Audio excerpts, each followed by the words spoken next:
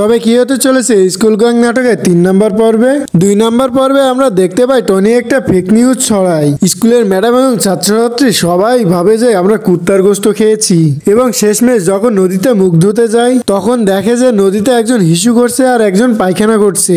তখন সেখানে সবাই বমি করে দেয়। আর এরই মধ্যে এখানেই কিন্তু দ্বিতীয় পার্টটি শেষ হয়ে যায়। বন্ধুরা, নাটকটি কিন্তু আমার কাছে খুব ভালো লেগেছে। যারা এখনো 2 নম্বর পর্বটি দেখেননি, ডিসক্রিপশনে লিঙ্কটি দেওয়া আছে, দ্রুত গিয়ে দেখে আসুন। যারা 1 নম্বর এবং 2 নম্বর পর্বটি দেখেছেন কমেন্টে জানিয়ে দিবেন নাটকটি কেমন হয়েছে। এখন জানিয়ে দেবো স্কুল গ্যাং নাটকের 3 নম্বর পর্বটি কবে আসতে চলেছে। কারণ স্কুল গ্যাং নাটকটা আসতে চলেছে 15 থেকে 20 দিনের ভিতরে।